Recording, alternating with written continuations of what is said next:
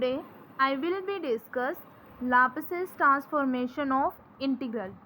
Previous हमने Laplace transformations देखी थी effect of multiple, effect of division के लिए। 5.5 में हमारे पास है कि Laplace ट्रांसफॉर्मेशन ऑफ इंटीग्रल्स में हम कैसे करते हैं। जैसे आपके पास कोई भी फंक्शन एफ ऑफ टी होता है, उसकी Laplace transform capital F into S की फॉर्म में होती है। अब हमारे पास हमें वो इंटीग्रल में दे देगा, फंक्शन देगा, for example F of you कोई फंक्शन देगा, उस फंक्शन पे इंटीग्रल लगा देगा और कुछ सम लिमिट दे देगा 0 से टी यहाँ पे दी हुई है। एफ यू एक फंक्शन है जिसका इंटीग्रेशन आपने करना है 0 से टी, लिमिट वेरी कर रही है उस फंक्शन में, और इसका इंटीग्रेशन करना है विद रिस्पेक्ट यू। और जब भी आप कुछ ऐसे किसी फंक्शन का Laplace ट्रांसफॉर्मेशन निकालते हो, इंटीग्रल फंक्शन है ना ये, क्योंकि हमने इसमें इंटीग्रेशन निकालना है, तो जब भी ऐसे कोई इंटीग्रल वाली फॉर्म बन जाए, इंटीग्रल वाला हमारे पास फंक्शन हो कोई, हमें उसकी Laplace ट्रांसफॉर्म निकालनी हो, तो वो बनती है 1/s इंटू में कैपिटल एफ इंटू एस, और where capital F into S क्या है, एफ ऑफ टी की Laplace ट्रांसफॉर्म। ठीक है, इसके लिए इसका प्रूफ देख लो। आपके पास कोई function L F of T है जिसमें कैपिटल एफ ये होता है, हमारे पास ये हम प्रीवियस कर चुके हैं। अब हम यहाँ पे एनी फंक्शन टी ले लेते हैं, फाइव ऑफ टी, जिसकी लिमिट 0 से टी वेरी कर रही है, and F of U D U, हम इसका इंटीग्रेशन कर रहे हैं with respect to U. Then जब हम इसमें टी को 0 पुट कराते हैं फर्स्ट फंक्शन में, ये जो सेकेंड हमने लेट किया हुआ है इसमें, तो हमारे पास हम ऑब्जर्व करते हैं कि फाइव नोट जो है वो 0 आता है। 0 लिमिट एन करेंगे तो 0 बनेगा। फिर हम लेबनिज़ रूल के अकॉर्डिंग इसको इंटीग्रल कर देंगे। देन इंटीग्रल करने के बाद देखो इंटीग्रल कैसे होता है कि फर्स्ट फंक्शन का इंटीग्रेशन प्लस दूसरे वाला एज इट इज़ प्लस दूसरे वाले का हम इंटीग्रल कर दे, पहले वाले का डेरिवेटिव करते हैं, दूसरे वाले का जो इंटीग्रल है फिर उसका डेरिवेटिव करते हैं, पार्शियल बाय पार्ट जिसको बोल देते हैं। ठीक है ना, तो हमने यहाँ पे वही करना है। उसके बाद फर्स्ट टाइम हमारे पास इसका इंटीग्रल आ जाएगा, उसके बाद इसका हमने Laplace ट्रांसफॉर्मेशन निकाल लेनी है जो सेकंड टाइम आया था। ठीक है, उसके बाद इसमें सबसे ज़्यादा इम्पॉर्टेंट जो है वो यही है कि भी जब आप Laplace ट्रांसफॉर्मेशन का, कि भी जब आपने पास कोई ऐसा फंक्शन एफ ऑफ टी आपको दिया हो कोई इंटीग्रल फॉर्म में, जैसे for example F of you, यहाँ पे उन्होंने लेकर दिखाया है कि एफ ऑफ यू कोई आपके पास फंक्शन है एक इंटीग्रल फॉर्म में, और किसी इंटीग्रल फॉर्म में अगर आपका फंक्शन गिवन है तो आप उसकी Laplace ट्रांसफॉर्म कैसे निकाल सकते हो। उसकी Laplace ट्रांसफॉर्म निकालने का ईजी वे है कि 1/s इंटू में जो F of you, F of T कोई भी जो फंक्शन है उसका सिंपल Laplace ट्रांसफॉर्म। ठीक है, इस पर बेस्ड एग्जाम्पल देखेंगे, उससे ज़्यादा क्लियर होगा। और दूसरी चीज़ कि जैसे आप इंटीग्रल कर रहे हो, जैसे एल एफ ऑफ टी आपके पास कोई फंक्शन है, देन आप जानते हो कि उसकी Laplace ट्रांसफॉर्म सिंपल, अगर हमारे पास एफ ऑफ टी फंक्शन है उसकी Laplace transform capital F into S होती है। ठीक है, अब हमने इंटीग्रल वाली फॉर्म में जैसे हमारे पास इसकी भी एक इंटीग्रल फॉर्म होती है ना कि 0 से इन्फिनिटी ई की power minus of s T F of T d T. F of S की वैल्यू क्या होती है, हमारे पास कोई फंक्शन एल है, हमें एफ ऑफ टी है, उसकी हमें Laplace ट्रांसफॉर्म निकालनी है। तो जब हम इसकी Laplace ट्रांसफॉर्म निकालते हैं तो कैपिटल एफ इंटू एस आती है। क्या है कैपिटल एफ इंटू एस का मीनिंग, कि भी 0 से इन्फिनिटी पावर ई एक्सपोनेंशियल की पावर में S of T F of T d t, ये वैल्यू होती है ना एफ ऑफ एस की। तो जब हम इंटीग्रल वाले किसी फंक्शन की Laplace ट्रांसफॉर्म निकालते हैं तो उस टाइम पे हमारे पास जो s होता है उसको हम डायरेक्टली 0 10 करा देते हैं, मीन्स एक्सपोनेंशियल की पावर में जो t के साथ कांस्टेंट टर्म होती है ना उसको 0 पुट कराते हैं। क्योंकि हमने जैसे देखा कि अगर हमारे पास इंटीग्रल में हो कोई फंक्शन, इंटीग्रल वाले में हम क्या करते हैं कि इंटीग्रल वाला अगर कोई फंक्शन हो तो उसमें 1/, अगर आपके पास कोई इंटीग्रेशन में फॉर एग्जांपल 0 से इन्फिनिटी पावर है एफ ऑफ यू कोई फंक्शन है, आपने डी यूज़ की रिस्पेक्ट में अगर ऐसे इसकी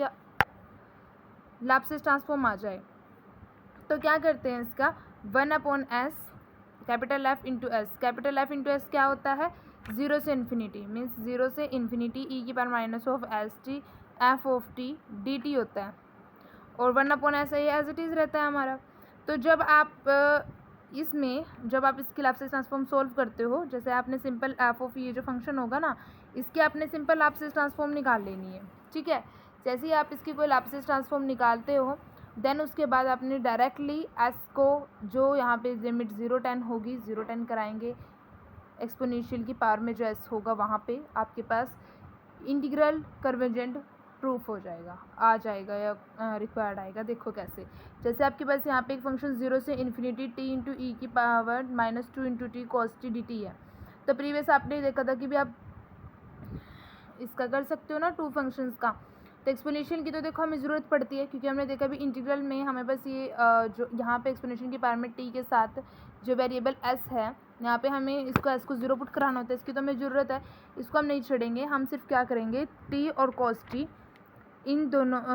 इनका एक एफ ऑफ टी लेट कर इन दोनों का लाप्लास ट्रांसफॉर्म निकाल लेंगे। तो टी इंटू कॉस टी की लाप्लास ट्रांसफॉर्मेशन कैसे निकलेगी, टी की पावर 1 है ना यहाँ पे, तो -1 की पावर n हो जाएगी, और कॉस टी की Laplace transform s into s square plus 1 होती है। इसका भी हम क्या करेंगे, फर्स्ट टाइम फिर डेरिवेशन कर देंगे। जैसे हम इसका फर्स्ट टाइम डेरिवेशन करेंगे तो क्या आएगा, u इंटू वी फॉर्मेट से u square v square v as it is u का derivation minus v as it is u as it is v का डेरिवेशन। ठीक है, ऐसे करने के बाद हमारे पास इसको कैलकुलेट होकर ये आता है। फिर हमारे पास क्या बच गया, ई की power minus of s T, मतलब कि ई की पावर यहाँ पे एस की वैल्यू क्या है, 2। ठीक है, एस की वैल्यू यहाँ पे 2 है, तो हम यहाँ पे डायरेक्टली एक्स की वैल्यू एस की वैल्यू को 2 पुट कर देंगे और हमारे पास 3/25 आंसर आएगा। इसमें कुछ नहीं, इसमें हमें इसमें एक्सपोनेंशियल की पावर में कुछ ना कुछ रखना होता है, बिकॉज हमारे पास हमने ये फॉर्म ये ध्यान रखनी है कि जैसे आप इंटीग्रल फॉर्म में कोई निकालते हो ना, तो इंटीग्रल वाले में हमारे पास इंटीग्रल में तो ऑलरेडी हमारे पास इसका फॉर्म होती है ट्रांसफॉर्म, इंटीग्रल में तो होती है ना, एफ ऑफ एस जो है वो इंटीग्रल में तो होता ही है। या बस इसमें क्या ज़रूरी होता है कि आप एफ ऑफ टी की लाप्लास ट्रांसफॉर्म निकाल लो, जो आएगी, जो यहाँ पे एस होगा उसकी वैल्यू आप उसको एस इक्वल टू 0 पुट करा के जो वैल्यू आएगी वो उसकी लाप्लास ट्रांसफॉर्म में रख देनी है, जो एफ ऑफ टी की रिक्वायर्ड आएगी। जैसे टी इंटू कॉस टी आपके पास एफ ऑफ टी का वर्क कर रहा है और ये एक्सपोनेंशियल का है ये। ठीक है, तो ये जो टी इंटू कॉस टी आपने इसकी लाप्लास ट्रांसफॉर्मेशन निकाल ली। ठीक है, जैसे आपने टी इंटू कॉस टी की लाप्लास ट्रांसफॉर्मेशन निकाल ली, आपके पास ये आई। इसके बाद आपने यहाँ से जो टी के साथ में है, टी के साथ में कांस्टेंट 2 है, तो -2 है, तो आपने एस -2 इज इक्वल टू मतलब s is equal to minus, इसको जैसे हम कंपैरिजन करते हैं तो हमारे पास इसकी वैल्यू यहाँ से इज इक्वल टू 0 रखने के बाद 2 आती है, तो यहाँ पे हमारे पास इसकी वैल्यू हमने डायरेक्टली 0 पुट कर देनी है, हमारे पास रिक्वायर्ड आंसर आएगा। सिमिलर इसके बेस एक और एग्जांपल है, जैसे कि 0 से infinity sine m t denominator में टी डी टी। यहाँ पे आप जानते हो कौन सा मेथड यूज़ होगा, सबसे पहले तो हम साइन एम टी का ही लाप्लास ट्रांसफॉर्मेशन निकाल लेते हैं। अब देखो कि यहाँ पे हमारे पास एक्सपोनेंशियल की पावर नहीं है, एक्सपोनेंशियल फंक्शन है ही नहीं हमारे पास, तो उसके लिए हमारे पास क्या होता है, हमें यहाँ पे बनाना पड़ता है। वो कैसे बनाएंगे, सबसे पहले हमारे पास साइन एम टी है ऊपर वाला फंक्शन, हम साइन एम टी का ही लाप्लास ट्रांसफॉर्मेशन निकाल लेते हैं। साइन एम टी मतलब कि ए इंटू एस के प्लस ए स्क्वायर होता है, ए का वर्क यहाँ पे क्या करेगा, m करेगा ए का वर्क। ठीक है, तो m into s square plus m square. Then उसके बाद हमारे पास क्या बचता है, साइन एम टी का तो हो गया, अब 1/t है, तो ये हमारे पास यहाँ पे इफेक्ट ऑफ डिवीज़न मेथड लगेगा। इफेक्ट ऑफ डिवीज़न मेथड में क्या होता है कि भी एस से इन्फिनिटी लिमिट चलती है, एस से इन्फिनिटी इंटू में जो आपके पास एफ ऑफ टी है उसकी लाप्लास ट्रांसफॉर्म, तो एफ ऑफ टी हमारे पास साइन एम टी था, इसकी हमने लाप्लास ट्रांसफॉर्म आ गई एम इंटू एस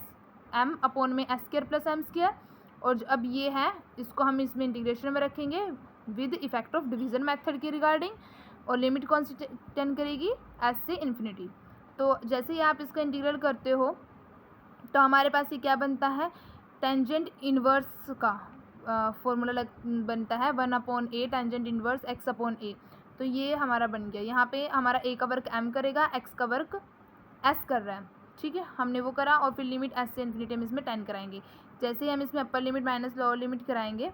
तो हमारे पास π/2 आएगा अपर लिमिट पुट करने के बाद, और लोअर लिमिट पुट करने के बाद ऐसी है, तो टर्म एज इट इज़ रहेगी। लेकिन जो यहाँ पे 1/m ये m है, यहाँ पे m से m कैंसिल आउट हो जाएगा। ठीक है, उसके बाद आपके पास ये वैल्यू बनी है, साइन एम टी की लाप्लास ट्रांसफॉर्मेशन आ गई है, m डिनोमिनेटर में स्क्वायर प्लस एम स्क्वायर।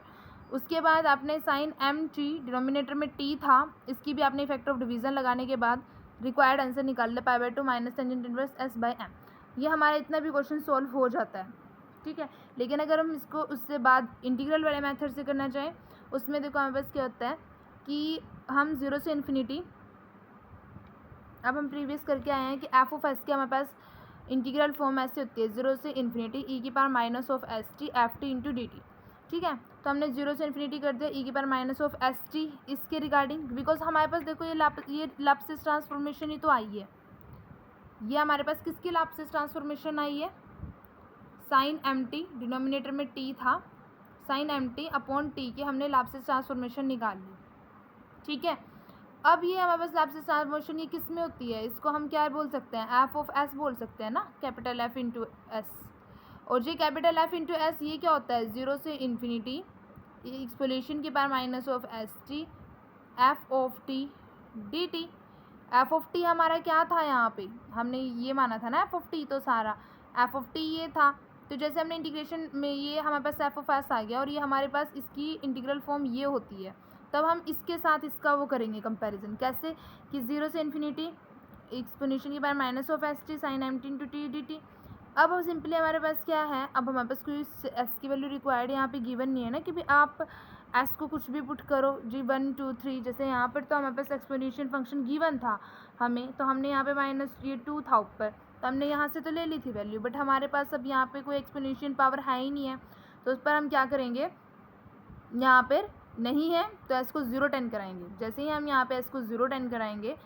इस वाली फॉर्म में, तो हमें बस दो मेथड्स अराइज होंगे। वैंस हम जीरो, क्योंकि ज़रूरी थोड़ी आप जीरो ही ले सकते हो, क्या तो 0 से बड़ी वैल्यू भी हो सकती है। यहाँ पे m कर रहे हैं ना a का कांस्टेंट का, तो हम m के प्लेस पे करेंगे पुट। ठीक है, हम m के प्लेस पे पुट करेंगे क्योंकि 0 से बड़ी भी हो सकती है और 0 से छोटी भी। जब 0 से बड़ी देखो आप टेंजेंट इन्वर्स वाले इसमें पोर्शन में इस वाली साइड पुट कराओगे तो वैल्यू हमें क्या आती है, 0 आती है। और जब 0 से छोटी वैल्यू पुट करते हैं तब पाई आती है, 0 से बड़ी पुट करते हैं तो 0 आती है। तो 0 से infinity sine m t into d t हमारे पास फंक्शन था हमारा टोटली, और यहाँ पे हमारे पास रिक्वायर्ड वैल्यू क्या आती है, पाई/2, बिकॉज हमारा टेंजेंट इन्वर्स, जो हमारा टेंजेंट इन्वर्स है वो तो हमारा 0 के अकॉर्डिंग इस s की वैल्यू के रिगार्डिंग चेंज हो जाएगा ना, कि जब हम 0 से बड़ा लेंगे उसको तो 0 वैल्यू देगा, और 0 से छोटी लेंगे तो पाई वैल्यू देगा। तो वो तो कोई हमें फाइनाइट वैल्यू देता ही नहीं ना, तो इसलिए क्योंकि 0 पे उस पर नहीं देता। अगर s की कोई रिक्वायर्ड होती भी इन्फिनिटी या कुछ भी, तो उस टाइम पे तो हम यहाँ पे लिख देते कि भी वो है, बट अब हमारे पास हम अज्यूम ही तो करके चले हैं। यहाँ पे हमने टोटली कोई उन्होंने फाइनाइट टर्म हमें गिवन थोड़ा थी, तो इसलिए हम यहाँ पे रिक्वायर्ड आंसर इसका पाई/2 लिखेंगे। और यहाँ पे हम बाकायदा लिखेंगे कि m ग्रेटर देन 0 है तब 90 एंड m जब लेस देन है तो -90, बिकॉज जो टेंजेंट की वैल्यूज़ होती हैं, जो डोमेन होती है हमारे पास वो 90 to -90 होती है ना।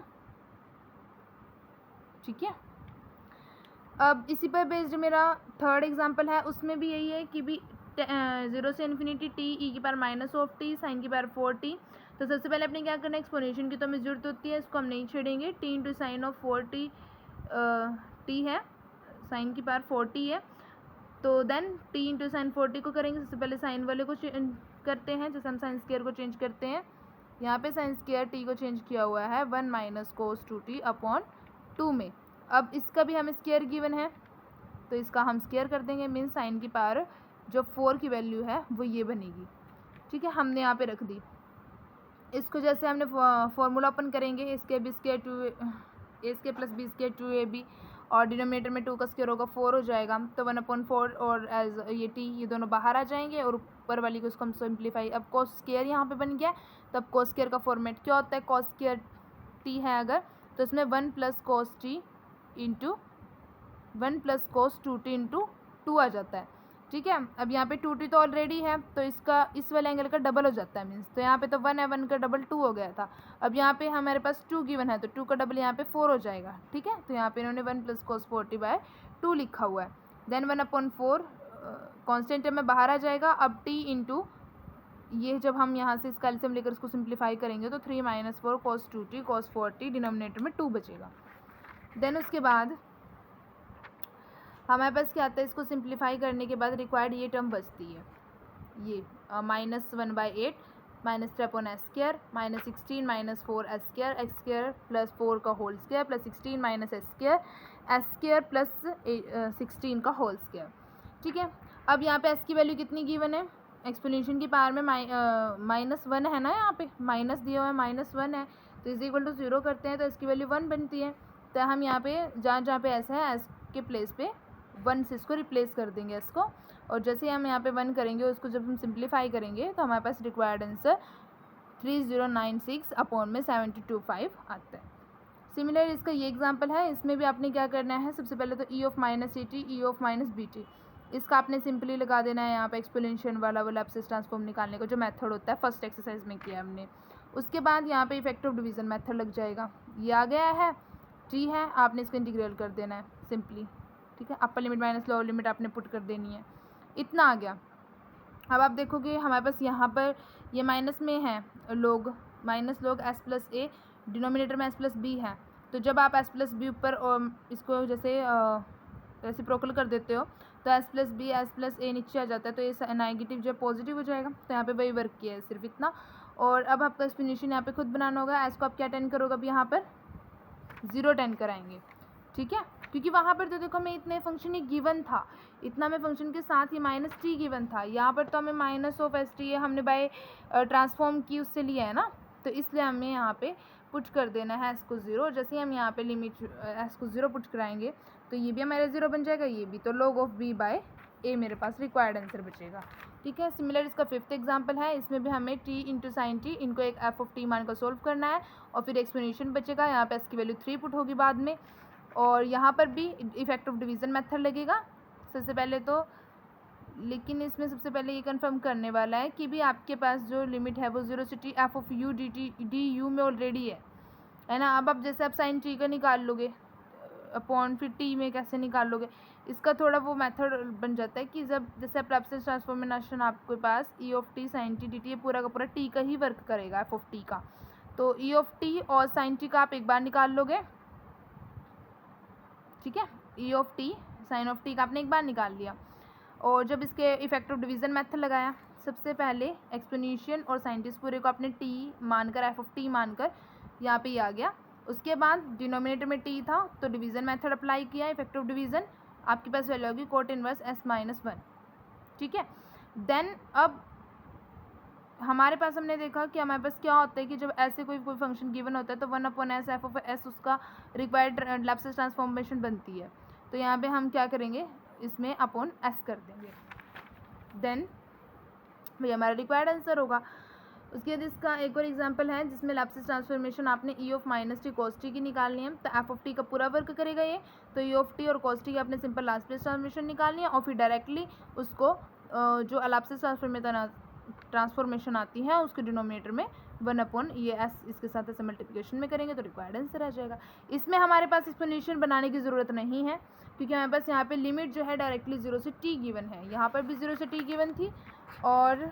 यहाँ पर भी 0 से टी गिवन थी। इससे प्रीवियस जो हमने क्वेश्चंस किए उनमें 0 से इन्फिनिटी गिवन थी, इसलिए हमने यहाँ पे एक्सप्लेनेशन बनाने की ज़रूरत थी बिकॉज हमने लैप्लास ट्रांसफॉर्म यहाँ पे यूज़ किया यहाँ पर भी हमने लैप्लास ट्रांसफॉर्मेशन है, लेकिन हमें यहाँ पर जो लिमिट्स थी वो 0 से टी थी, इसलिए हमें यहाँ पे डायरेक्ट उसका मेथड यूज़ किया है जो डायरेक्ट हमारे पास उसकी स्टेटमेंट आती है, ठीक है। देन ये वाला भी ऐसे ही है, यहाँ पे इन्होंने स्क्वायर को टी लेट कर फिर उसका डिफ्रेंशिएट किया हुआ है ताकि बस कुछ नहीं है क्वेश्चन को थोड़ा इजी वे बनाने के लिए, बिकॉज जब हम स्क्वायर का लैप्लास ट्रांसफॉर्म निकालते हैं तो बहुत ही डिफिकल्ट बन जाता है, इसलिए हमें स्क्वायर को यहाँ पे सिंपली टी से लेट कर फिर किया है इसका इंटीग्रेशन। और यहाँ पे साइन की वो जो ई की power minus of a t minus e नहीं माइनस नहीं था ई की power a t minus e की power minus of a t upon 2 वो वाला मेथड यहाँ पे अप्लाई किया हुआ है, इसको साइन को उससे चेंज करा गया है और उसका फिर सेपरेट इंटीग्रेशन करा हुआ है, ठीक है, और कुछ भी नहीं है, इतना ये आंसर आ जाता है। फिर फर्स्ट इक्वेशन में हमारे पास क्या था ये, और जो जैसे हमने लेट किया था उससे फिर हम इसका एक्सचेंज कर देंगे। यहाँ पे टी की पावर माइनस ऑफ 1/2 है, वैसे टी की पावर एन का हमारे पास फॉर्मूला होता है एन फैक्टोरियल और एस की पावर n+1, ठीक है, लेकिन यहाँ पे हमारे पास एन की जो होती है कुछ फाइनाइट वैल्यू होनी चाहिए 0 1 2, लेकिन हमारे पास यहाँ पे फाइनाइट वैल्यू नहीं है तो इसके लिए गामा n और एस n+1 ये वाला फॉर्मेट लगता है, तो यहाँ पे वो लगा हुआ है और कुछ भी नहीं। और 1/2 गामा 1/2 की वैल्यू हमारे पास √π होती है, ये रिमेंबर रखना, और ये यहाँ पे इन्होंने यही रखी है, उसी को सिंप्लीफाई किया हुआ है बस। उसके बाद रिक्वायर्ड आंसर ये आया हुआ है 1/2 π/2 का होल रूट।